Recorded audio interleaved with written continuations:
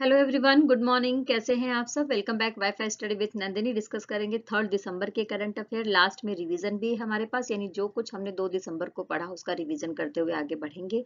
Days के ऊपर चर्चा करेंगे और न्यूज़ के बारे में बात करेंगे। तो आइए स्टार्ट करते हैं। सबसे पहले हम बात करेंगे अंतर्राष्ट्रीय दिव्यांगजन दिवस, यानी कि international day of persons with disabilities. इसको हर साल 3 दिसंबर को मनाया जाता है और संयुक्त राष्ट्र महासभा के द्वारा 1981 में ये डिसाइड किया गया था कि हर साल हम इंटरनेशनल लेवल पर विकलांगता दिवस मनाएंगे 3 दिसंबर को। ये बात हमें पता होनी चाहिए।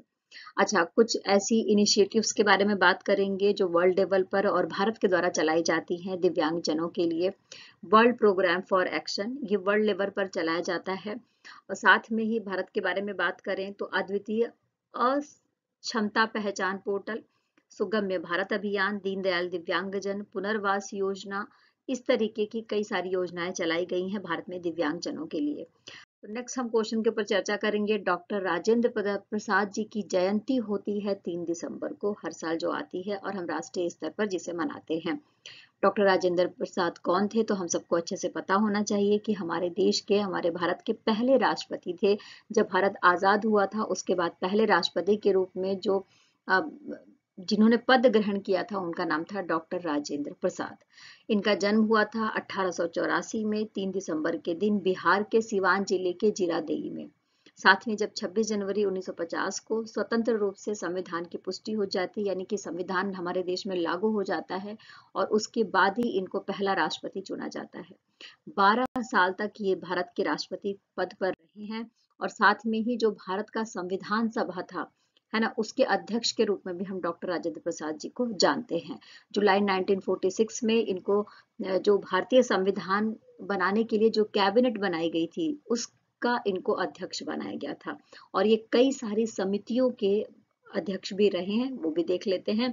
तो राष्ट्रीय ध्वज पर तदर्थ समिति जो थी उसके अध्यक्ष थे। प्रक्रिया नियम समिति, वित्त और कर्मचारी समिति और संचालन समिति, इन सभी समितियों के अध्यक्ष भी रहे हैं। ओके, तो ये थोड़ी सी जानकारी हो गई डॉक्टर राजेंद्र प्रसाद जी के बारे में, जो भारत के पहले राष्ट्रपति रहे हैं। नेक्स्ट बात करेंगे question number first. Skoch gold award 2023 से किसको सम्मानित किया गया है? तो याद रख लेना, स्कॉच गोल्ड अवार्ड 2023 से सम्मानित किया गया है पावर ग्रिड को। पावर ग्रिड एक सार्वजनिक क्षेत्र की महारत्न कंपनी है, power grid corporation of India limited. Clear? आइए नेक्स्ट बात करते हैं। एचडीएफसी लाइफ के किस अभियान ने गिनीज वर्ल्ड रिकॉर्ड बनाया है? तो एचडीएफसी लाइफ ने एक अभियान चलाया और इसके लिए इन्होंने गिनीज वर्ल्ड रिकॉर्ड बना लिया है। इस अभियान का नाम है क्या है? तो एचडीएफसी लाइफ के द्वारा जो चलाया गया था इसका नाम है इंश्योर इंडिया। क्या नाम है? Ensure India. अच्छा, इस अभियान के तहत 2047 तक सभी के लिए जीवन बीमा हो, ये सुनिश्चित करने के लिए ये योजना, ये अभियान चलाया गया है एचडीएफसी लाइफ के द्वारा, जिसका नाम है ensure India. Clear? T20 cricket में सबसे तेज 4000 रन जड़ने वाले भारतीय कौन बन गए हैं? इनका नाम जान लेते हैं। तो देखो, T20 में सबसे ज्यादा तेज 4000 रन पूरा किया है ऋतुराज गायकवाड़ ने। इन्होंने 116 पारियों में ये रिकॉर्ड बनाया है। इसके पहले केएल राहुल का नाम था, जिन्होंने 117 पारियों में ये रिकॉर्ड बनाया था। और वर्ल्ड लेवल पर बात करें तो क्रिस गेल के बारे में हम जानते हैं, जो वेस्ट इंडीज के खिलाड़ी हैं, उनके द्वारा 107 पारियों में 4000 रन जड़ने का रिकॉर्ड बनाया गया है। तो ये सारे रिकॉर्ड हमें। दुबई COP28 के दौरान प्रधानमंत्री ने कौन सा वेब पोर्टल लॉन्च किया है? तो देखो, दुबई COP28 के दौरान प्रधानमंत्री ने जो वेब पोर्टल लॉन्च किया है उसका नाम है लीड IT 2.0। अच्छा, COP28 के बारे में हमें ये बात पता होना चाहिए कि ये एक ऐसा सम्मेलन है जो जलवायु परिवर्तन के ऊपर होता है। तो संयुक्त अरब अमीरात की यात्रा पर गए हैं प्रधानमंत्री मोदी, और वहीं पर उन्होंने लीड IT 2.0 को लॉन्च किया है। क्लियर? आइए नेक्स्ट बात कर लेते हैं। भारत ऋण समाधान कंपनी लिमिटेड, यानी हम चेयरमैन ऑफ भारत डेब्ट रिजोल्यूशन कंपनी लिमिटेड के बारे में बात कर रहे हैं। इसके अध्यक्ष के रूप में किसे चुना गया है? तो स्क्रीन पर जिसे आप देख रहे हैं, इनका नाम है नारायण शेषाद्री। तो नारायण शेषाद्री को चुना गया है IDRCL का नया अध्यक्ष। ये किसकी जगह लेंगे? तो ये दिवाकर गुप्ता की जगह लेंगे। नेक्स्ट हम बात करेंगे NCTI+ के बारे में। तो NCTI प्लस का शुभारंभ किसने किया है? तो देखो NCTI प्लस का जो शुभारंभ है वो किया गया है हमारे देश के शिक्षा मंत्री धर्मेंद्र प्रधान जी के द्वारा उड़ीसा में। उड़ीसा में वहां के युवाओं को नौकरी देने के लिए, उनके कौशल का विकास करने के लिए राष्ट्रीय कौशल प्रशिक्षण संस्थान प्लस लॉन्च किया गया है, जिसको हम NCTI कह रहे हैं, यानी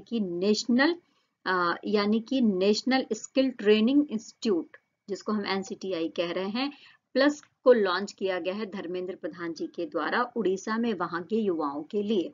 क्लियर? दिल्ली में जल इतिहास उत्सव का आयोजन किसने किया है? तो दिल्ली में जल इतिहास उत्सव का जो आयोजन किया गया है वो जल शक्ति मंत्रालय के द्वारा किया गया है। ठीक है, पहली चीज। अच्छा, कहाँ किया गया है? दिल्ली में किया गया है। और दिल्ली का जो महरौली है वहां पर जहां पर जिसका नाम है शमसी तालाब और जहाज महल, इन जगहों पर इसका आयोजन किया गया जल संसाधन, नदी विकास और गंगा संरक्षण विभाग के तहत। थीम क्या ली गई थी? तो पेयजल के लिए स्रोत स्थिरता, इस थीम के साथ आयोजन किया गया। साथ में ही जल विरासत पखवाड़ा भी मनाया गया था 15 नवंबर से 30 नवंबर तक। और इसके अलावा कैच द रेन 2023 अभियान का सफल समापन हुआ है। तो इन सब बातों को लेकर जल शक्ति मंत्रालय के द्वारा दिल्ली में जल इतिहास उत्सव मनाया गया है। क्लियर? और 1 दिसंबर को मनाया गया है, इस बात को भी ध्यान रखेंगे। नेक्स्ट बात करते हैं, 2000 रुपए के नोट बंद कर दिए गए थे 19 मई 2023 को। तो रिजर्व बैंक के द्वारा ये घोषणा करी गई कि कितने परसेंट जो नोट है 2000 के वो वापस आ गए हैं रिजर्व बैंक में। यहाँ पर उसका परसेंटेज पूछा जा रहा है। क्लियर?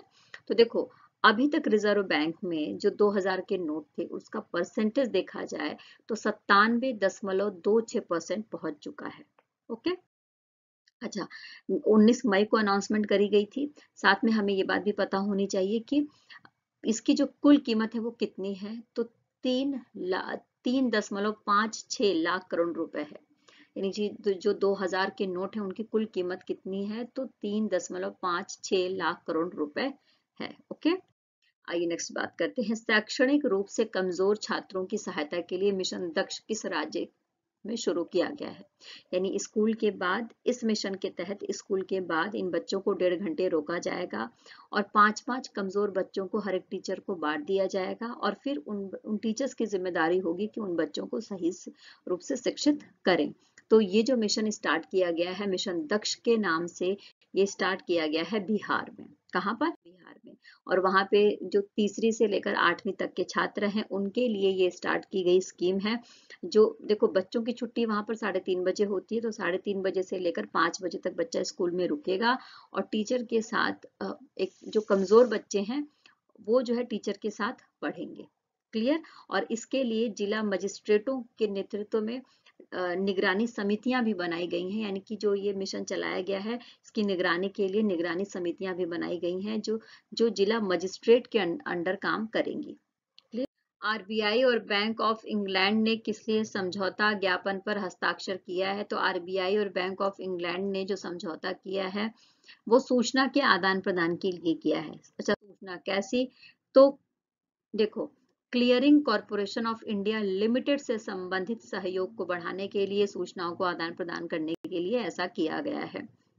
नेक्स्ट हम बात करेंगे बॉन्ड क्लियरिंग सेटलमेंट पर आरबीआई ने किसके साथ समझौता करा है? तो हमने जैसा कि पढ़ लिया कि बैंक ऑफ इंग्लैंड के साथ में समझौता करा गया है आरबीआई के द्वारा। मलयालम अभिनेत्री का निधन हो गया है।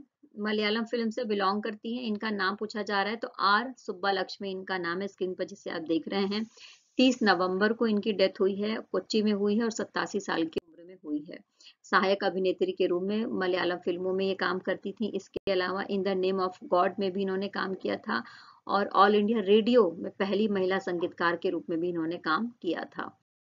अमेरिकी सुप्रीम कोर्ट की पहली महिला जज का क्या नाम है जिनका हाल ही में निधन हो गया है? तो इनका नाम है सैंड्रा डे ओ कॉनर। ओके, सैंड्रा डे ओ कॉनर इनका नाम है और 1981 में ये जज बनी थी। और इनकी नियुक्ति किसके द्वारा करी गई थी? तो राष्ट्रपति रोनाल्ड रेगन के द्वारा इनकी नियुक्ति करी गई थी। 93 साल की उम्र में इनका निधन हो गया है एरिजोना के फिनिक्स में। अब आइए रिवीजन कर लेते हैं जो हमने 2 दिसंबर को पढ़ा उसका। तो सबसे पहले हम बात करेंगे 2 दिसंबर को संयुक्त राष्ट्र के द्वारा विश्व में दास्ता उन्मूलन के लिए अंतर्राष्ट्रीय दिवस मनाया जाता है। नेक्स्ट हम बात करेंगे 2 दिसंबर को विश्व भर में कंप्यूटर साक्षरता दिवस मनाया जाता है, यानी कंप्यूटर के प्रति जागरूकता बढ़ाने के लिए ये दिन मनाया जाता है। 2 दिसंबर को भारत में राष्ट्रीय प्रदूषण नियंत्रण दिवस मनाया जाता है और ये मनाया जाता है, भोपाल गैस त्रासदी हुई थी 2 और 3 दिसंबर में 1984 में, तो उसकी याद में ही ये दिन मनाया जाता है पूरे भारत में। अब हम बात करेंगे RMAI के बारे में। RMAI का नेतृत्व परिवर्तन करते हुए किसे अध्यक्ष नियुक्त किया गया है? तो स्क्रीन पर जिसे आप देख रहे हैं इनका नाम है पुनीत विद्यार्थी, और पुनीत विद्यार्थी को RMAI का नया अध्यक्ष चुना गया है। नेक्स्ट हम बात करेंगे कैबिनेट के द्वारा किन समूहों को ड्रोन उपलब्ध कराने की योजना को मंजूरी दे दी गई है? तो महिला स्वयं सहायता समूहों के लिए ड्रोन की व्यवस्था करी जाएगी और इसके लिए कैबिनेट ने मंजूरी दे दी है। कैबिनेट के द्वारा प्रधानमंत्री जनजाति आदिवासी न्याय महाअभियान का क्या नाम है? तो इस महाअभियान का जो नाम दिया गया है उसका नाम है PM जनमन, है ना। और झारखंड के केंद्र सरकार ने बहुराष्ट्रीय कंपनी को किसकी तैनाती की मंजूरी दी है? तो देखो, केंद्र सरकार ने जो हमारी ट्रेनें चलती हैं, ट्रेनों की जो टक्कर होती है उससे बचने के लिए कवच एक सिस्टम है जो बहुराष्ट्रीय कंपनियों के द्वारा तैयार किया गया है, तो उसके लिए मंजूरी दे दी गई है। कवच के लिए मंजूरी दे दी गई है सेंट्रल गवर्नमेंट के द्वारा। नेक्स्ट बात करेंगे किस लेखिका को साहित्य में योगदान के लिए फ्रेंच सम्मान से सम्मानित किया गया है? तो इनका नाम है अर्शिया सत्तार, जिनको बेंगलुरु में सम्मानित किया। नेक्स्ट क्वेश्चन हमारे सामने है कि भारतीय सशस्त्र बल में भारत की पहली महिला सहायक डी कैंप यानी ADC किसे नियुक्त किया गया है? तो देखो, भारत की पहली ADC बनी है मनीषा पाठी। कौन बनी है? मनीषा पाठी। नेक्स्ट बात कर लेंगे हम, वायुसेना से बिलोंग करती हैं, इस बात को भी समझ लेंगे। अभिनेत्री ट्विंकल खन्ना, इनके द्वारा लॉन्च की गई इनकी पुस्तक का नाम यहाँ पर पूछा जा रहा है, तो इनकी पुस्तक का नाम है वेलकम टू पैराडाइज। क्या नाम है? Welcome to paradise. Green tech पर्यावरण पुरस्कार 2023 में किसको 2 पुरस्कार प्रदान किए गए हैं? तो NTPC बुंगाई गांव को 2 पुरस्कार प्रदान किए गए हैं ग्रीन टेक पर्यावरण पुरस्कार 2023 में। नेक्स्ट हम चर्चा करेंगे स्वास्थ्य सेवा योगदान के लिए PRSI राष्ट्रीय पुरस्कार किसे दिया गया है?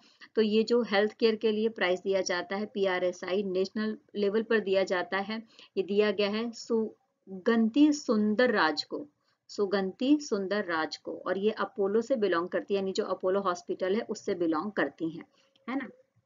आइए नेक्स्ट चर्चा करते हैं, भारत का पहला ऑन डिमांड ब्लड प्लेटफॉर्म का क्या नाम है?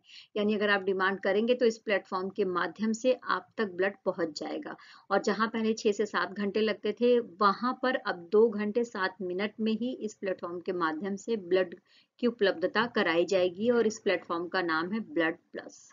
क्या नाम है? Blood plus. फ्रांस का सर्वोच्च नागरिक सम्मान किसे दिया गया है? किसी भारतीय को दिया गया है, उनका नाम यहाँ पर पूछा जा रहा है। तो ये इसरो से बिलोंग करती हैं, इनका नाम है VR ललितांबिका, जिनको फ्रांस का सर्वोच्च नागरिक सम्मान दिया गया है। नेक्स्ट बात करेंगे 10,000वें जन औषधि केंद्र का उद्घाटन कहाँ किया गया है? तो 10,000वें जन औषधि केंद्र का उद्घाटन किया गया है एम्स देवघर में, यानी देवघर के एम्स में इसका उद्घाटन किया गया है प्रधानमंत्री नरेंद्र मोदी जी के द्वारा।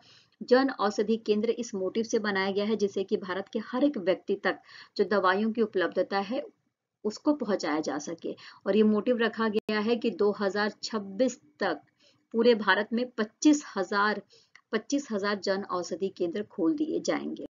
नेक्स्ट हम बात करेंगे हिंद महासागर में चीन से मुकाबले के लिए भारत के द्वारा कितना खर्च करने की योजना है, और इसकी अनाउंसमेंट किसके द्वारा करी गई? तो हमारे देश के रक्षा मंत्री राजनाथ सिंह जी के द्वारा ये बात बताई गई कि जो हिंद महासागर का एरिया है जहां पर चीन की घुसपैठ बहुत ज्यादा होती है, तो उससे बचने के लिए भारत इन्वेस्टमेंट करेगा और $5 अरब का इन्वेस्टमेंट करने वाला है। आइए नेक्स्ट बात करेंगे भारतीय शहरों के लिए शहरी मामलों के मंत्रालय की डेटा पहल के रूप में किसे लॉन्च किया गया है? तो देखो, जो हम अर्बन जो मामले हैं या जो शहरी विकास है, नगरीय विकास है, उसके बारे में जो भी डेटा है ये सारा इस प्लेटफॉर्म पर उपलब्ध होगा, और लगभग 4,000 जो हमारे नगर हैं उनके बारे में यहाँ पर पता चल जाएगा। और इस डेटा पहल का नाम यहाँ पर पूछा जा रहा है, तो उसका नाम है एम्पलीफाई 2.0। क्या नाम है? एम्पलीफाई 2.0, जो हमारे देश के शहरी विकास मंत्रालय के द्वारा लॉन्च किया गया है। नेक्स्ट हम बात करेंगे जोशीमठ के लिए कितने मूल्य की पुनर्प्राप्ति और पुनर्निर्माण योजना को मंजूरी दे दी गई है? जोशीमठ कहाँ है? तो ये उत्तरांचल में है। और साथ में वहां पर जो कंस्ट्रक्शन चल रहा है, टूरिस्ट को आकर्षित करने के लिए होटल बनाए जा रहे हैं या जो भी व्यवस्थाएं करी जा रही हैं, उसकी वजह से यहाँ पर भूमि में धंसाव देखा गया है और भूमि का धंसाव 5.4 सेंटीमीटर हो गया है। तो जोशी मठ और इसके आसपास के जो घर हैं, लगभग 700 घर हैं, उनकी दीवारों में दरारें आ गई हैं। तो इससे निपटने के लिए अमित शाह जी के द्वारा ये अनाउंसमेंट करी गई कि उसका पुनर्निर्माण किया जाएगा और इसमें जो पैसा खर्च होगा वो 1658 करोड़ रुपए का खर्च होने की संभावना बताई गई है। इस सेशन में इतना ही। आई होप कि सारे क्वेश्चन आपने अच्छे से समझ लिए होंगे। फिर कल मिलेंगे नए न्यूज के साथ में, नए विचारों के साथ में। तब तक खूब खुश रहना है, मेहनत करते रहना है, जीवन में आगे बढ़ते रहना है और जो आपके साथ रहे, आप पर भरोसा करे, उसके साथ हमेशा बने रहना है। Take care, bye bye.